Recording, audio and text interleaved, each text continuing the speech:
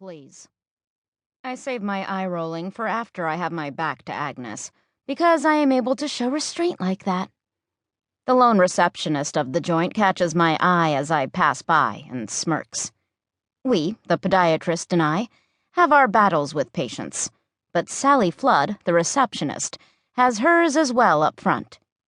Agnes Magnus is not one of our favorite patients, to say the least. She's not the worst, but definitely nowhere near the top of the list for patients we wouldn't mind seeing more than once a decade. With only minor grumbling on her part, I get Agnes into the operatory, a small, bright white room with shiny metal equipment and products galore seeping out of every crevice that we refer to as the up, because we're verbally lazy, and motion to the single chair with the smile of an executioner. She doesn't return the smile, but she does sit. In her scratchy voice, she says, "I feel like I'm on death row and about to be lethally injected or electrocuted." I silently open up her chart on the computer. "Are you going to strap me down, too?" she wonders.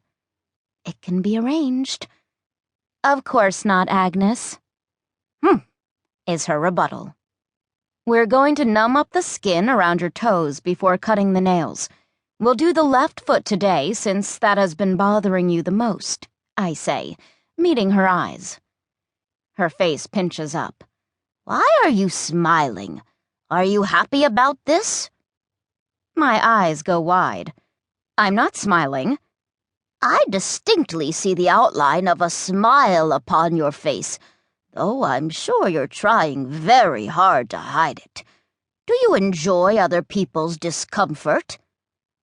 "No, of course not," I say, turning away and add with a mumble, "Maybe yours." Before I can worry about whether or not she heard that, my boss enters the room. Grant Ullman is large. He has to be about 6.5 feet tall and weighs anywhere from 230 to 400 pounds. Okay, so he probably weighs more like 260.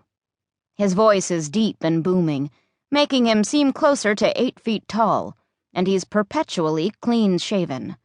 I've never even seen a hint of stubble upon his face.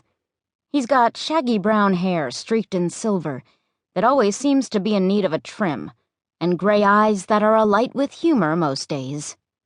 "Agnes Magnus, how's it going on this lovely morning?" he greets, then looks at me. "Great day for pizza, right?" I hold in a sigh.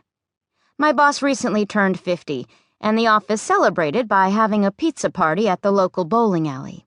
I showed off my athletic ability by routinely getting gutter balls, and then I let my inner pig out by devouring most of a cheese pizza. Ever since then, he mentions pizza at least once a week. The guy needs new material. "It'd be lovelier if I wasn't here," she replies.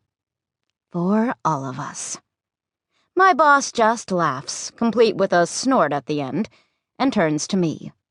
"Ready, Freddie?" "Who's Freddie?" the sweet, sweet lady demands. "She's Freddie," he says, pointing at me. "I can't remember her name, so I just call her whatever." "As long as you don't call her late for supper, eh?" Mrs. Magnus cackles. I narrow my eyes on the back of her fluffy gray head. What was that? Was that a fat joke? I glance down at my average frame and frown. Does she think I'm fat? Dr. Ullman commences to widen his eyes and shake his head at me, motioning with his arms and mouthing, "No, no." I stick my tongue out at Agnes's unsuspecting head and then smile at the readied needle. Let the fun begin. "First, I'm going to numb up the area, and then let it sit for a few minutes before beginning." The boss man looks at the patient. "Are you ready?" "I can't wait." With a smile, he pokes the gnarly flesh around her toes with the needle, pumping lidocaine into the skin. All the while, Agnes is carrying on like he is slitting her throat. Although if that was the case, we wouldn't have to listen to her go on and on with her moaning and groaning. So there is actually a certain appeal to